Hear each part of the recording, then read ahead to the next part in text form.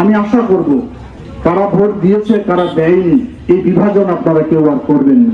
আউযুবিল্লাহি মিনাশ শাইতানির রাজিম, বিসমিল্লাহির রহমানির রহিম। আজকের এই ঐতিহাসিক মুস্তবি ইসলামে উপস্থিত আমার শ্রদ্ধেয় মুরব্বীগণ, সর্বস্তরের ভাই ও বোনেরা, আসসালামু আলাইকুম। হিন্দু ভাইরা আদাব। আপনাদের প্রতি এখানে গোকুন্ডার লোকই সব বেশি, রাজপুরের লোক আছেন নাকি? আছেন? যাই হোক, তো সকলকে আমার পক্ষ থেকে কৃতজ্ঞতা অভিনন্দন জানাই। আপনারা 12 তারিখে নির্বাচনে বিপুল ভোটে আমাকে জয়লাভ করিয়েছেন। এই জয়লাভ আমার না, এই জয়লাভ হলো আপনাদের। আমি আশা করব কারা ভোট দিয়েছে কারা দেয়নি এই বিভাজন আপনারা কেউ আর করবেন না।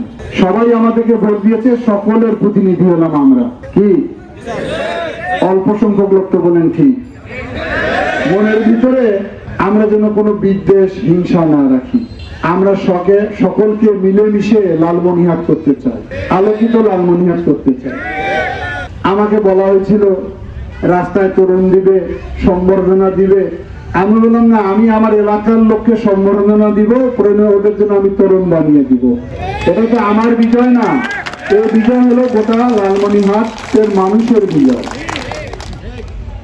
লালমনিরহাট জেলার মানুষ আর একটা রেকর্ড করছে, সেটা আপনারা জানেন যে 3টি আসনে আমরা জয়লাভ করেছি।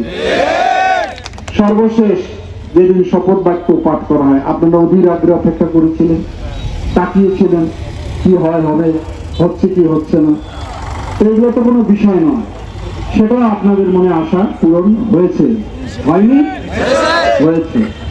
আমাদের প্রিয় নেতা প্রধানমন্ত্রী জনাব তারেক রহমান লালমনিরহাটবাসীকে সম্মানিত করে আমাকে এত বড় একটা গুরুত্বপূর্ণ দায়িত্ব দিয়েছে।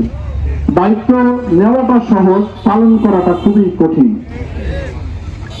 আগে আমি এত দায়িত্বে ছিলাম না, যখন তখন যেখানে সেখানে আপনাদের সঙ্গে আমার দেখা হতো। এখন যদি সেইভাবে আশা করেন, সেটা তো এইভাবে দেখা হবে না। তবে একেবারে যে হবে না তাও কিন্তু নয়। মাত্র 2 দিনের মাথায় আপনাদের মাঝে আমি ছুটে এসেছি। দৈনিক আজকের বাংলা .net